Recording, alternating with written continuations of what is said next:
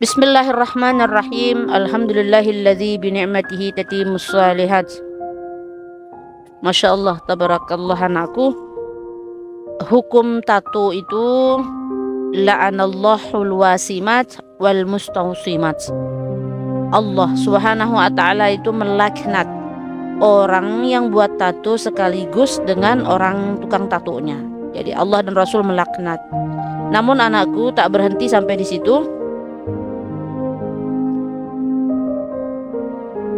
Apa kata Allah subhanahu wa ta'ala berfirman di dalam surat Al-Baqarah ayat 222. Innallaha yuhibbut tawwabina wa yuhibbul mutatahhirin. Allah itu sangat menyukai orang yang bertaubat dan orang yang mensucikan diri. Maka anakku, ketika kau ingin bertaubat dari hal-hal semacam ini, apalagi seperti dalam komentar Ananda bahwa ingin menyetrika lah, apalah namanya itu, maka jangan lakukan itu jikalau itu menyakiti tubuh. Begitu kata Imam An-Nawawi dalam kitab beliau. Apalagi kalau tato itu banyak, maka jangan lakukan hal semacam itu,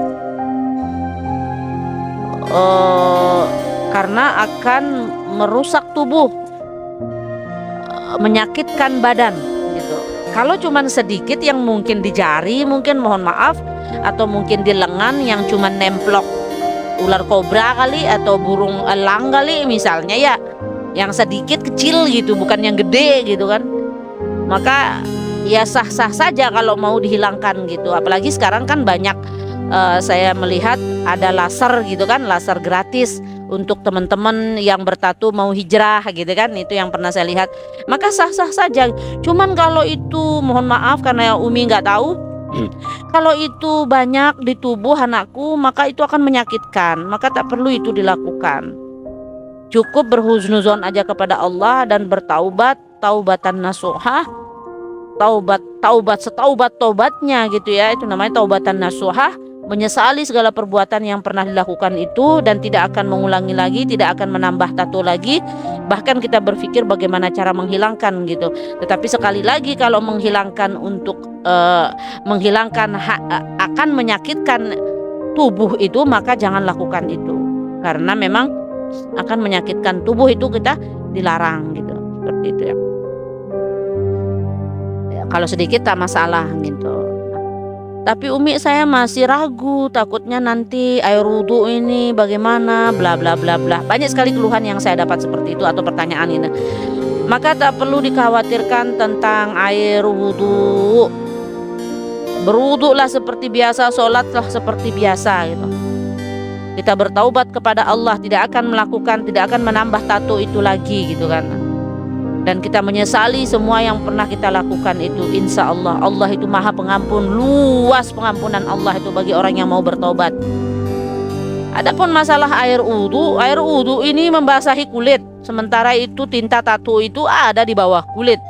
Insya Allah menurut ulama kita sah wudhunya, tak perlu dikhawatirkan. Seperti itu anakku ya, semangat untuk berubah gitu ya, karena kita tidak tahu ini usia ini sampai kapan gitu kan. Tidak ada jaminan bahwa kita bisa hidup sampai esok pagi gitu kan. Maka bersegeralah untuk memulai yang baik gitu. Insya Allah seperti dalam surat Al-Baqarah tadi, seperti yang saya baca di awal tadi, bahwa Allah subhanahu wa ta'ala sangat menyukai orang yang bertaubat dan mensucikan diri, membersihkan diri dari segala dosa yang pernah kita lakukan. Karena tidak ada manusia satupun di dunia ini yang tak berdosa anakku. Maka semangat untuk berubah menjadi lebih baik dari hari yang kemarin. Merubah diri kita untuk jauh lebih baik lagi dari hari-hari kemarin. Insya Allah.